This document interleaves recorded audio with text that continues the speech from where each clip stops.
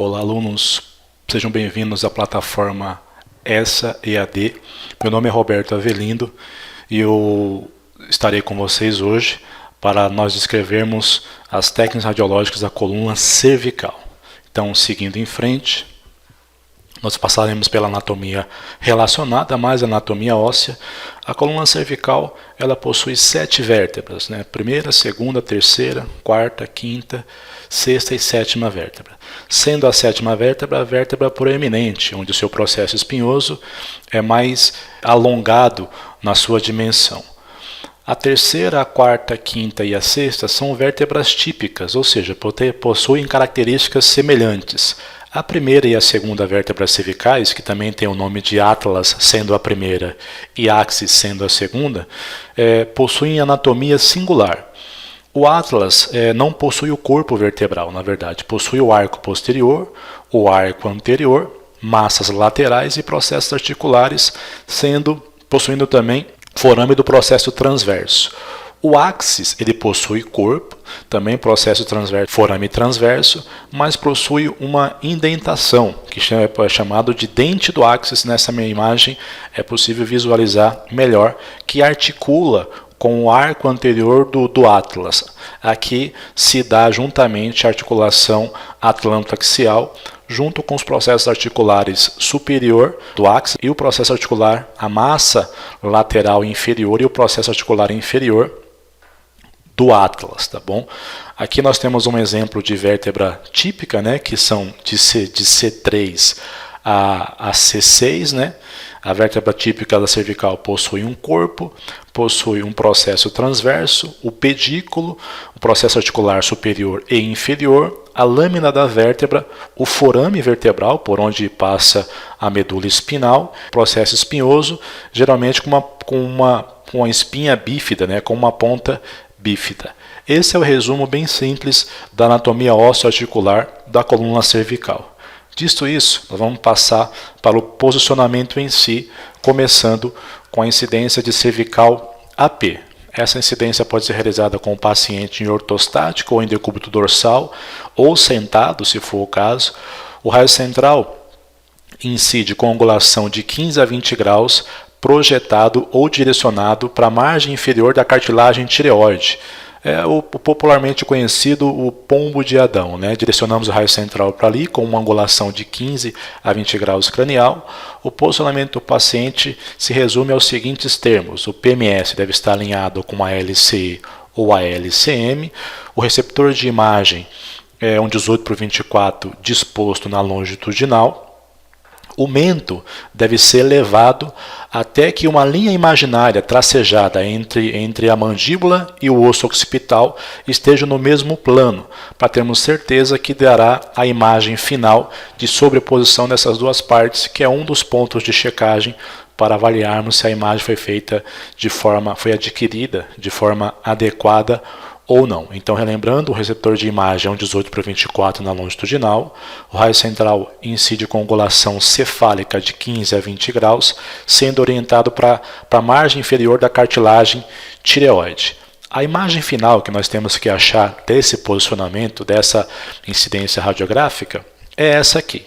Aqui nós temos uma região hiperdensa, que é a sobreposição da mandíbula com o osso occipital, daquele termo que falamos que o mento esteja na mesma linha que o osso occipital, para que seja passível de avaliação a coluna cervical quase sua totalidade, né? Aqui nós temos a C2, C3, 4, 5, 6 e 7, ficando sobreposto às vértebras proximais.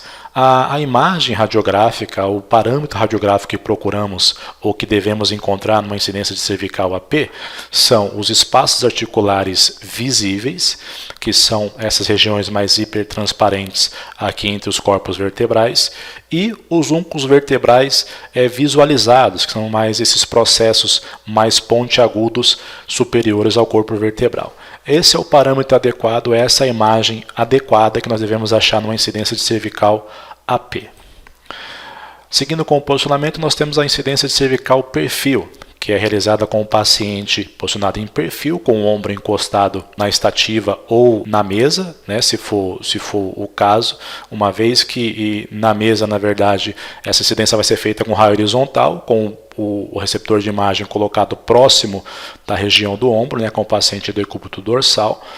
Mas para uma rotina adequada, para uma rotina comum, o paciente estará em perfil, com o PMS paralelo ao plano do book, a linha interpupilar perpendicular ao plano do book, o raio central incide na mesma direção, na mesma altura, na verdade, incide lateralmente, é de látero para lateral, na altura da margem inferior da cartilagem tireoide. E o receptor de imagem utilizado é um 18/24 ou um 24/30 na longitudinal. Lembrando que para incidência de cervical, a distância foco-receptor ou a distância foco-filme deve ser aumentada por também estar aumentada a distância objeto-filme. Nós vemos aqui que o ombro está encostado, mas o pescoço está distante. Então nós aumentamos a distância foco-receptor para que essa distância objeto-filme seja compensada e não dê aí uma magnificação nessa imagem. O raio central incide de forma perpendicular, como dissemos anteriormente, na altura da cartilagem tireoide ou na altura da margem inferior da cartilagem tireoide. A imagem final, ou a imagem de avaliação, para sabermos se uma incidência cervical perfil foi bem realizada, foi bem executada, se demonstra pelo seguinte: os corpos vertebrais ou a face posterior dos corpos vertebrais precisam estar nítidas e alinhadas, sem rotação. Os processos articulares visíveis, né, os pilares articulares, que nós podemos observar, pilares articulares superior e inferior, e a articulação interapofisária, que é a articulação que acontece entre um processo articular inferior e o processo articular superior da vértebra imediatamente inferior, precisam ser visíveis, não pode haver rotação nessa articulação. Isso indica que a incidência foi feita de forma correta, que o paciente estava em perfil absoluto e o raio central também estava disposto na localização adequada. Seguindo em frente, nós temos a incidência de transoral. Essa incidência já não entra como incidência de rotina em alguns serviços, mas é uma incidência específica para estudo da articulação atlanto-axial. A posição do paciente se dá com o paciente de decúbito dorsal, com o PMS alinhado com a LCM, a linha infraorbitomeatal deverá estar perpendicular ao plano do book e o raio central incide tangenciando os incisivos e a ponta da mastoide. Para nós termos uma noção exata da extensão ou da flexão do mento, nós podemos traçar uma linha imaginária por onde o raio central vai passar, onde ele passe tangenciando os incisivos e a ponta da mastoide, e daí então definirmos a posição para essa incidência. O raio central incide perpendicular, como dito agora há pouco, no centro da cavidade oral ou tangenciando os incisivos, passando pela ponta da mastoide, incidindo no centro do filme, que é um 18/24 na transversal, tá? Panorâmico nessa incidência, não há necessidade de divisão de filme. A imagem final que necessitamos é essa. O objetivo da imagem é estudar praticamente ou com maior detalhe a articulação atlanto-axial, que é essa região hipertransparente que nós podemos observar aqui. Aqui nós temos a massa lateral do atlas, massa lateral direita, massa lateral esquerda, e aqui nós temos o processo articular superior direito de C2 e processo articular superior esquerdo de C2. A junção desses dois processos forma a articulação atlanto-axial juntamente com a articulação do odontoide com o arco anterior aí, tá? Aí nós temos a possibilidade de avaliar essa articulação, essas duas vértebras com maior nitidez, com maior detalhe. Seguindo em frente, nós temos as incidências oblíquas de coluna cervical, que podem ser realizadas tanto como oblíquas posteriores quanto como oblíquas superiores, tá? A posição do paciente se dá pelo seguinte: o paciente será posicionado com uma obliquidade ou rotacionado cerca de 45 graus em oblíqua posterior. O dorso desse paciente deve formar um ângulo de aproximadamente 45 graus com o plano do book. Da mesma forma, a oblíqua posterior esquerda, o paciente deve ser rotacionado até que o plano do dorso forme um ângulo aproximado de 45 graus com o plano do book. O raio central incide perpendicular ao mesmo nível do que o raio central para incidência P e perfil, ou seja, perpendicular passando pela cartilagem tireoide. Aqui na imagem da nossa esquerda nós temos uma oblíqua posterior esquerda, uma vez que o lado que está em contato com o receptor, ou mais próximo do receptor de imagem, é o lado posterior direito, e aqui o inverso é verdadeiro. Oblíqua posterior esquerda, porque o lado que está em contato é o lado posterior esquerdo. Essa incidência também pode ser realizada com angulação de raio central, para que a mandíbula não fique tão sobreposta às vértebras cervicais superiores. Então, para uma incidência em AP, ou seja, o paciente no oblíqua posterior direita ou esquerda, o raio central vai incidir com angulação de 15 graus cefálicos na altura da cartilagem tireoide. Para uma oblíqua em antero-posterior, na verdade uma oblíqua anterior direita e esquerda, que seria o inverso dessa posição, o raio central incide com angulação caudal de 15 graus, também passando pela mesma região, ou seja, pela cartilagem tireoide. A imagem final que precisamos encontrar para uma incidência desses moldes, da incidência de oblíqua de cervical, seria essa. Então aqui nós temos uma oblíqua posterior direita e uma oblíqua posterior esquerda. O objetivo da oblíqua é estudar os forames intervertebrais, que são essas estruturas ovaladas, aqui que nós podemos observar na imagem em oblíqua posterior direita e aqui na imagem em oblíqua posterior esquerda. Pelos forames intervertebrais passam estruturas nervosas, por isso que existe um estudo, uma incidência radiográfica para um estudo mais acurado dessa região da coluna cervical. Então, quando esses forames não estão com a sua anatomia mantida, indica possível indício de patologia e de compressão de ramo neural aí, tá? A oblíqua posterior esquerda estuda os forames intervertebrais direito. A oblíqua posterior direita estuda os forames intervertebrais esquerdos, uma vez que são eles que estão desassociados e na trajetória do raio central. Coluna cervical em flexão e extensão. Essa incidência é realizada para estudo de listese, espondilolistese ou hérnia discal. E ela se dá pela seguinte forma. O paciente posicionado em perfil, o PMS paralelo ao plano do book e a linha interpupilar perpendicular. Em vez de nós realizarmos a incidência com o paciente com a cabeça ereta, com o olhar ao horizonte, faremos uma incidência com o movimento do queixo aproximando do tórax e uma incidência com o movimento do queixo o mais afastado possível do tórax. Quando aproximamos o queixo do tórax, é uma incidência em flexão da coluna cervical. Quando nós afastamos o queixo do tórax, o máximo que o paciente conseguir é uma incidência em extensão da coluna cervical. Importante nesses movimentos é manter o parâmetro de posicionamento, ou seja, o PMS paralelo e a linha interpupilar perpendicular ao book, para termos a certeza que não haja nenhuma rotação e nenhuma inclinação da cabeça. O raio central incide na mesma condição, no mesmo parâmetro para a incidência de cervical perfil, ou seja, perpendicular, direcionado para a margem inferior da cartilagem tireoide, o popularmente conhecido pombo de Adão aí, né?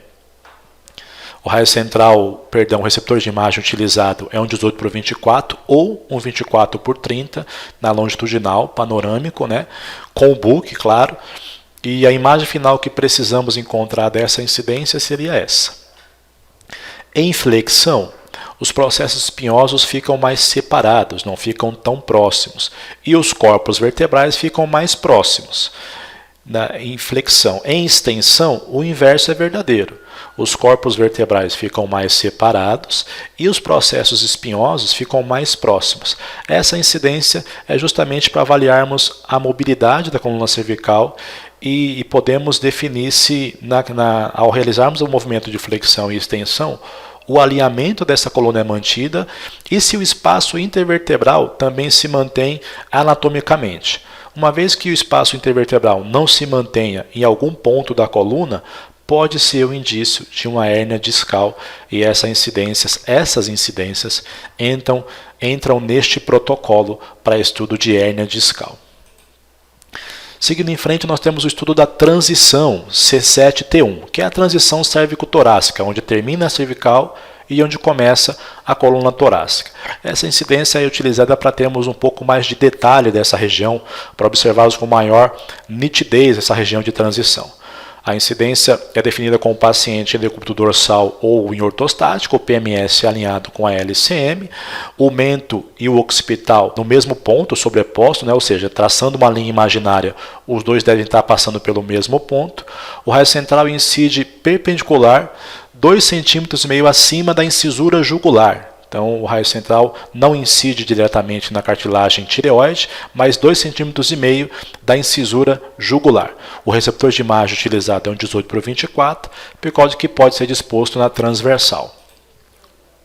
E a imagem que nós temos para essa incidência, o objetivo é este: observar a última vértebra cervical, que é a C7, e a transição dela com a primeira vértebra torácica, que é a T1, onde nós temos a primeira articulação costo-vertebral, que nós podemos observar nessa imagem. Essa estrutura partindo afilada mais lateral é a costela direita, e essa estrutura partindo afilada lateral é a primeira costela esquerda. Então aqui é o primeiro par de costela, nós temos a primeira vértebra T1 e a vértebra C7, uma incidência da transição cérvico-torácica, oferecendo maior detalhe de estudo. A outra incidência da transição, o outro estudo da transição cérvico-torácica é uma incidência em perfil, que se dá com o paciente posicionado em perfil, o PMS paralelo ao plano do Buch, a linha interpupilar perpendicular, só que nesse posicionamento nós temos uma variação de posição do membro mais próximo. Nesse caso, nessa posição, a mão mais próxima ou o membro mais próximo do receptor de imagem estará com a sua mão no alto da cabeça ou posterior à cabeça, e a axila mais próxima do receptor de imagem. Isso se dá para que nós venhamos tirar a sobreposição do ombro da transição cérvico-torácica. Essa incidência é muito útil para paciente que tem os ombros largos, ou o acúmulo de massa muscular ou tecido adiposo nessa região, ou paciente cifótico, onde a musculatura, onde a coluna passa a ter uma curvatura maior, aqui na dorsal, e fica difícil a visualização numa incidência em perfil da transição cérvico-torácica. Essa incidência é útil, é uma variação, uma variante do perfil, mas é útil para estudarmos essa transição. O raio central incide perpendicular, orientada ao nível da vértebra proeminente, ou seja, um pouquinho acima do ombro. A vértebra proeminente é a última vértebra cervical, o raio central incide perpendicular, passando pela última vértebra proeminente. Interessante nessa incidência é que o ombro que não está próximo do receptor de imagem, nós podemos pedir para o paciente relaxá-lo, ou seja, deprimi-lo, abaixá-lo um pouco mais, para que seja passível de estudo, passível de melhor estudo a região da transição cérvico-torácica. Tá? A imagem que nós temos dessa incidência, que devemos achar numa raio-x, em uma radiografia final, é essa. Nós temos a clavícula sobrepondo, porque não terá jeito, está na região, mas o objetivo dessa incidência é estudarmos a transição da coluna cervical, do segmento cervical, para o segmento torácico. Deve ser incluso desde a vértebra C6 até a T1, e a transição cérvico-torácica passível de ser avaliada. Por isso, um contraste radiográfico adequado é necessário para que podemos avaliar essa incidência com maior detalhe. Lembrando que as incidências de transição cérvico-torácica, ou qualquer transição que seja, é um estudo para complemento. Não é estudo de protocolo, serve para complementar essa transição dos segmentos da coluna vertebral, para nos possibilitar uma melhor visualização, uma visualização com mais detalhe, e nos dá uma condição de avaliarmos melhor o que está incluso na imagem radiográfica. Muito bem, senhores, chegamos ao final da nossa aula. Aqui estão as referências de onde nós buscamos o conteúdo para lhes passar e onde nós baseamos a nossa aula de hoje. Eu espero que essa aula tenha contribuído para o seu crescimento acadêmico, que tenha trago para a sua vida acadêmica agregado informações úteis, que tenha feito você evoluir e que traga um retorno agradável para a sua vida acadêmica e, consequentemente, para a sua vida profissional, uma vez que as duas estão interligadas. Até mais, fique com Deus.